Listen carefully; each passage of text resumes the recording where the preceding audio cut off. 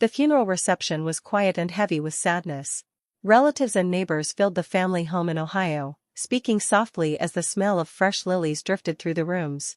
Nora Whitaker stood near the doorway, still trying to accept that her mother, Vivian, was gone. She had driven 6 long hours from Chicago after receiving the news.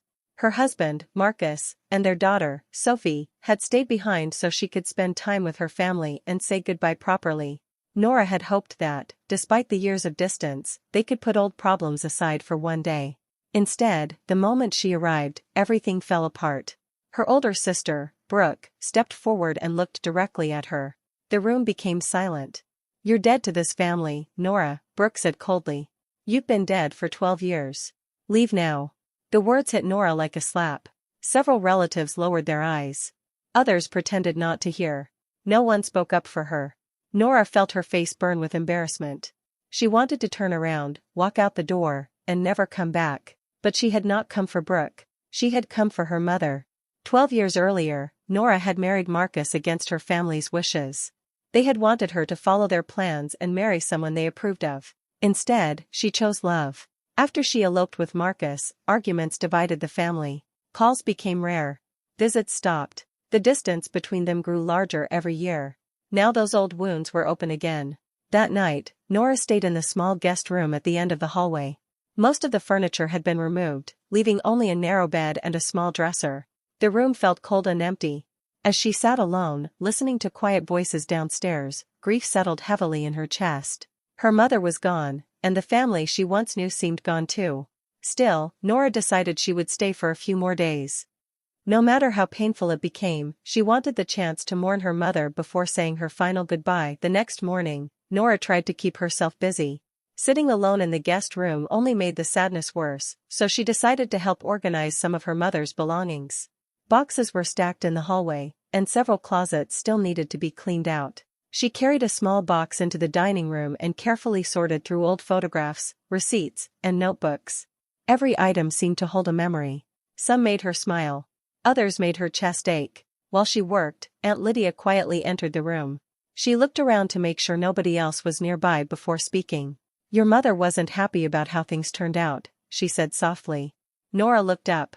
"What do you mean?" Aunt Lydia opened her mouth to continue, but Brooke suddenly appeared in the doorway. "There you are," Brooke snapped. "Digging through everything already?" Nora set down the papers in her hands. "I'm helping clean." "Don't pretend," Brooke said.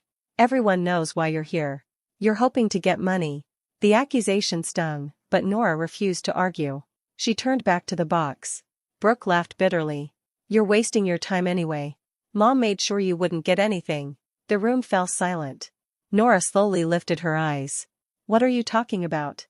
"I convinced her years ago to remove you from the will," Brooke said.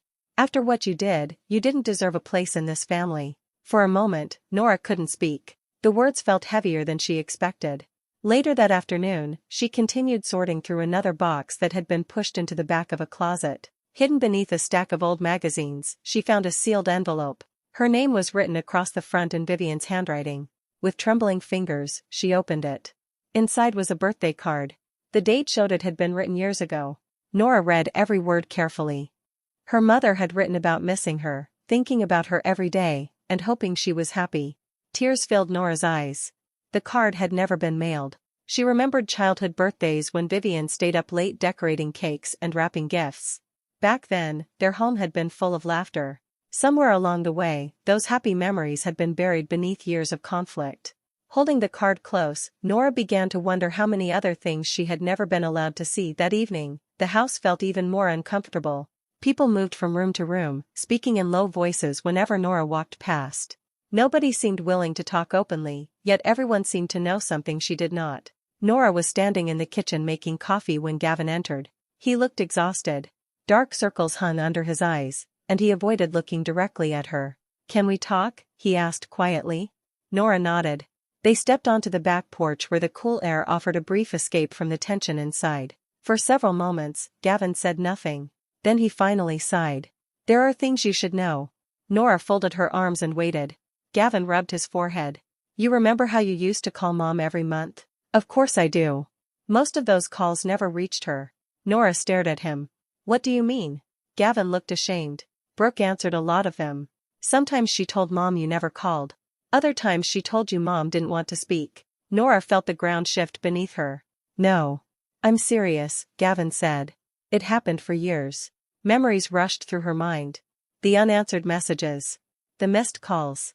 The birthdays when Vivian never returned her voicemail. Nora had spent years believing her mother had chosen silence. The back door suddenly opened. Brooke stepped outside carrying a glass of water. Nora turned toward her immediately. You blocked my calls? Brooke rolled her eyes. Here we go. Answer me. I did what was necessary, Brooke replied coldly. Nora felt anger rising inside her. You made Mom think I stopped caring? Brooke crossed her arms. You left this family. You made your choice. That doesn't give you the right to lie.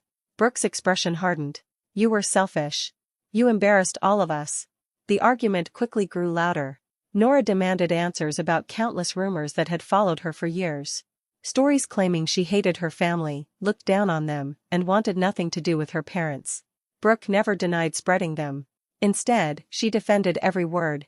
When Nora mentioned their father, Brooke became even more stubborn. The conversation ended with both women furious and hurt. Later that night, unable to sleep, Nora searched through more boxes stored in the attic. There she found several more birthday cards hidden inside an old suitcase. Each one carried the same message. Vivian had never forgotten her. Vivian had never stopped loving her. As Nora sat alone reading them, sadness mixed with something new. A quiet anger was beginning to grow. And for the first time, she started wondering how much damage Brooke had truly caused. Before sunrise, Nora quietly left the house. The streets were empty, and a thin layer of morning mist covered the cemetery. She walked slowly between the rows of headstones until she reached her mother's grave. For a long time, she stood there without speaking. The fresh flowers placed beside the stone moved gently in the cool breeze. Looking at Vivian's name brought back memories Nora had tried to forget. She remembered the day she married Marcus. She had been nervous but happy. She believed her family would eventually accept her choice. Instead, everything had fallen apart. She remembered Brooke arguing with relatives, making phone calls, and convincing people that Nora had betrayed the family. Within weeks, family gatherings became uncomfortable. Invitations stopped coming. Conversations turned cold. At the time, Nora thought anger had caused the separation. Now she was beginning to see that something much deeper had happened. After spending nearly an hour at the cemetery, she returned home. The moment she entered the guest room, she froze. Her suitcase was sitting by the door. Several of her clothes had been folded and stuffed inside. Brooke was standing beside the bed. What are you doing? Nora asked. I'm helping you leave, Brooke replied. I never said I was leaving. You've stayed long enough. Nora stared at her sister in disbelief. Before the argument could grow, Aunt Lydia appeared in the hallway and called Nora aside. Once they were alone, she lowered her voice. There is something I never understood, she said. Nora listened carefully. Every year on your birthday, your mother disappeared for a day. She always went alone. She never explained where she was going. Nora felt her heart tighten. Did she ever tell you why? Aunt Lydia shook her head. No. But she always came home emotional. Later that afternoon, Gavin approached Nora in the backyard. He looked uncomfortable. I owe you an apology, he said. Nora waited. I believed Brooke. The words came out slowly. I thought she was telling the truth all these years. When people talked badly about you, I never questioned it. Nora felt tears gathering in her eyes. You never asked me? Gavin lowered his head. No. The answer hurt more than she expected. As the day continued, tensions inside the house exploded again. Voices rose from room to room. Old accusations resurfaced. Family members took sides. Through it all, one thing became painfully clear. For years, Brooke had controlled the story everyone heard about Nora. And little by little, she had succeeded in making Nora disappear from her own family. The next day, Nora spent most of her time alone. She no longer trusted anyone in the house enough to have a normal conversation. Every answer seemed incomplete. Every explanation led to more questions. Late in the afternoon, she entered Vivian's old bedroom again. A desk stood near the window. She had looked through it before, but something about it continued to bother her. One drawer remained locked. After searching for several minutes, she found a small key hidden inside a jewelry box. Her hand shook slightly as she unlocked the drawer. Inside were folders, envelopes, and neatly organized papers. At first, the documents made little sense. They appeared to be financial records, account statements, and handwritten notes. But several pages carried Vivian's signature. Nora sat down and carefully read through them. The more she read, the more confused she became. Some records suggested Vivian had been managing something privately for years without telling the rest of the family.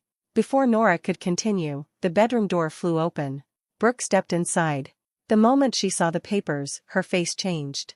"What are you doing?" she demanded. Trying to understand the truth, Brooke stormed across the room. "You have no right to touch those." "No right?" Nora stood up. "I've spent years being lied to." The argument exploded immediately. Neither woman tried to stay calm. Years of pain poured out at once. Brooke accused Nora of abandoning the family. Nora accused Brooke of destroying every chance of reconciliation. Then Brooke shouted something she had never admitted before. "You always got everything." Nora stared at her. "What are you talking about? Mom loved you more. Dad listened to you more. Everyone treated you like you were special." For a moment, Brooke looked less angry and more wounded. The jealousy she had hidden for years was finally visible. After Brooke left, slamming the door behind her, Nora continued searching through the drawer. Near the bottom, she found several old letters. One of them stopped her cold. It described a private meeting between Vivian and Marcus years earlier. Vivian had met him without telling anyone. She had written that Marcus was kind, respectful, and deeply devoted to Nora. Another letter revealed something even worse. Several misunderstandings between mother and daughter had not happened naturally. Someone had interfered. As Nora read the details, Brooke's actions became impossible to ignore. By evening, Nora returned to the guest room and began placing her belongings into her suitcase. She felt exhausted. The house no longer felt connected to her childhood. Yet as she packed, one thought refused to leave her mind. Before she walked away forever, she needed to know the full truth. Nora zipped her suitcase and placed it beside the bed. She had almost made up her mind to leave the next morning. Staying any longer felt pointless. Every room in the house carried another painful discovery, and every conversation seemed to create a new wound. She was reaching for her coat when the sound of the doorbell echoed through the house. A few moments later, voices drifted from downstairs. Curious, Nora stepped into the hallway. Brooke was already at the front door speaking to a man in a dark suit. "We're not interested," Brooke said sharply. The man remained calm. "I'm looking for Nora Whittaker." Brooke immediately blocked the doorway. "She's busy. I need to speak with her personally.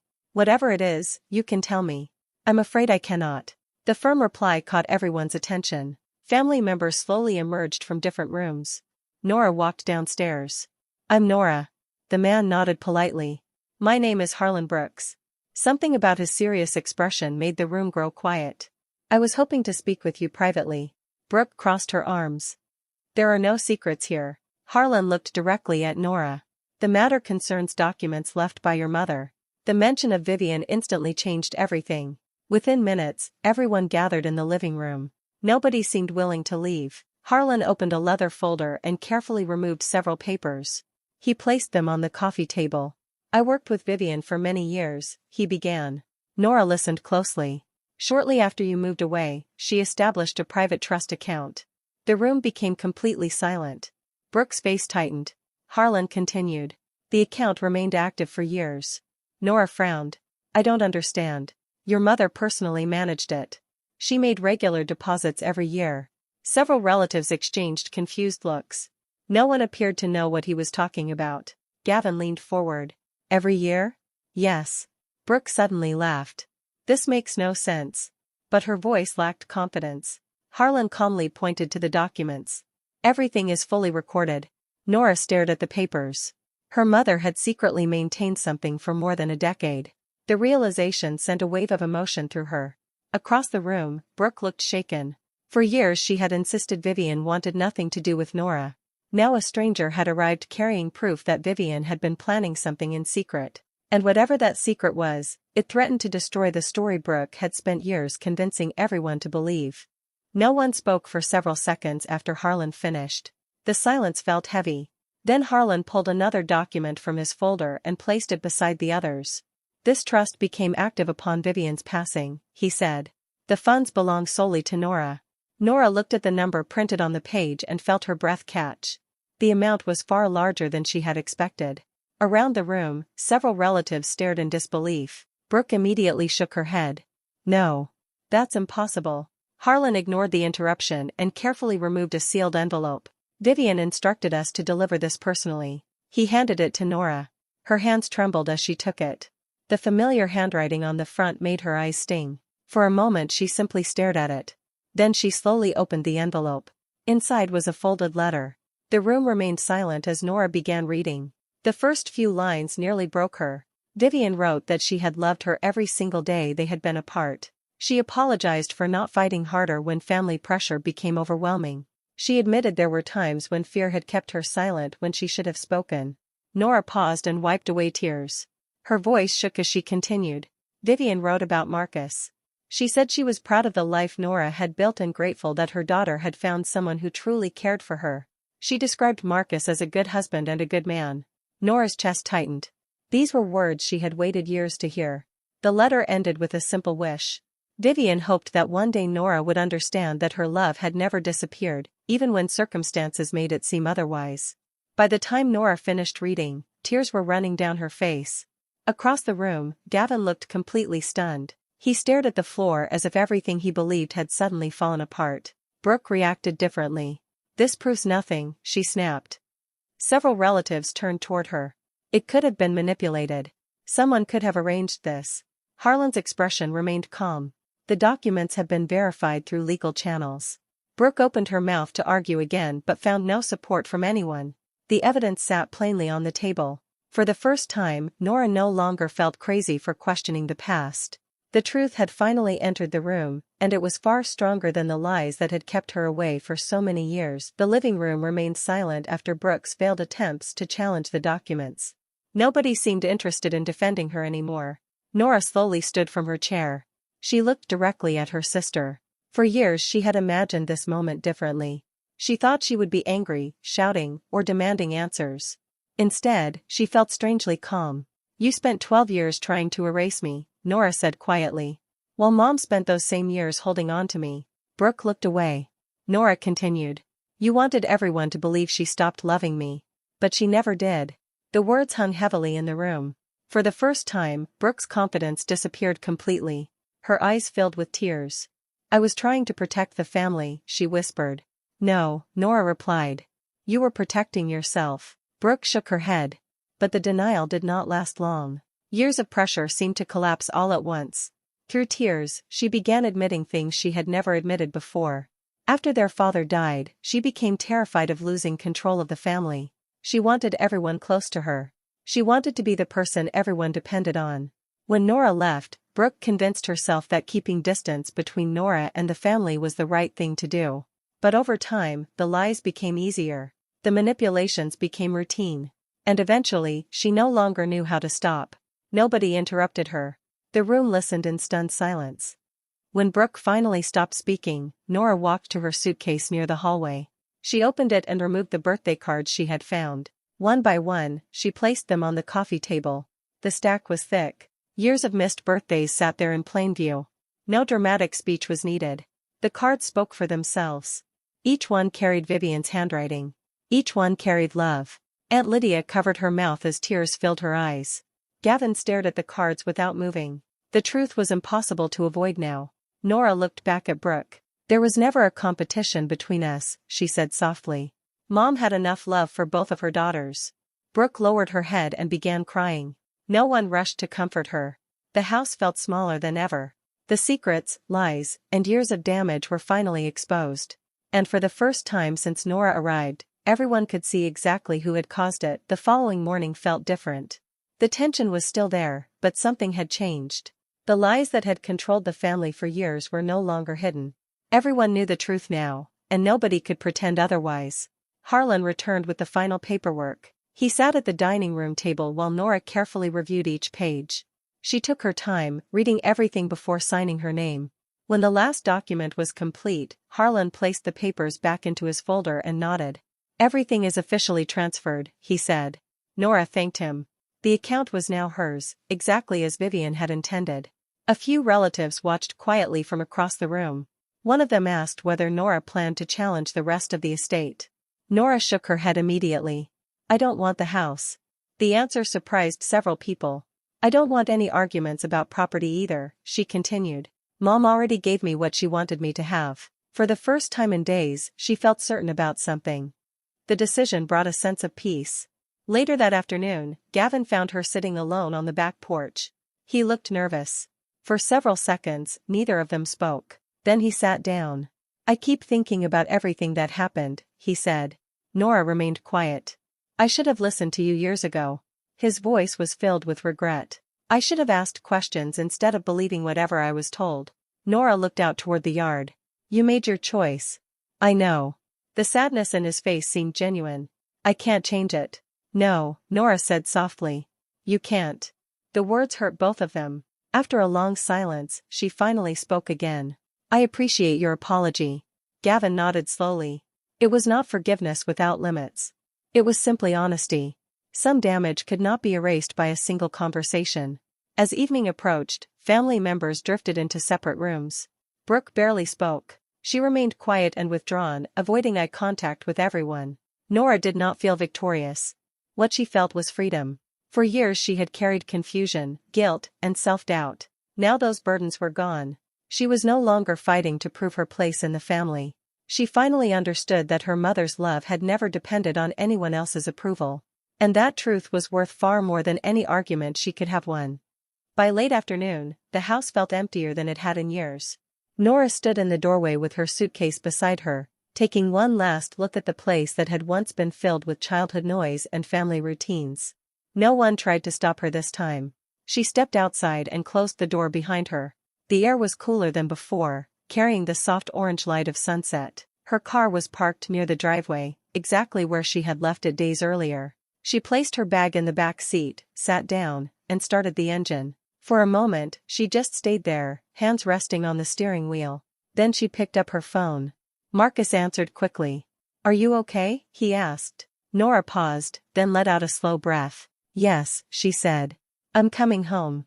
Her voice was steady, but there was something lighter in it now, like a weight had finally been lifted. She called Sophie next. Her daughter's excited voice filled the line, talking about small things from school, unaware of everything that had happened. Nora listened and smiled softly, holding back tears. "I'll be there soon," she said. After ending the call, she drove down the long road that led away from the house. Trees lined both sides, their branches moving gently in the wind. With every mile, the silence in her chest felt less heavy. On the way, she made one final stop. The cemetery was quiet, just as she had left it. She walked slowly to Vivian's grave and knelt down. The sky was turning deep orange above her. "I understand now," Nora whispered. "Everything you tried to do." Her fingers touched the cold stone. "You never stopped loving me." She stayed there for a few moments, letting the words settle inside her. When she finally stood, her eyes were dry, but her heart felt clear. She walked back to her car without looking back. As she drove away, she thought about everything she had learned. Family was not always about who stood beside you. Sometimes it was about who never stopped caring, even when distance and silence tried to erase it. Pain had shaped her, but it would not define her anymore. The past still existed, but it no longer had control over her future. Ahead of her was Marcus, Sophie, and a life she would rebuild on her own terms. The road stretched forward under the fading light, and for the first time in a long while, Nora did not feel lost in it. She felt free.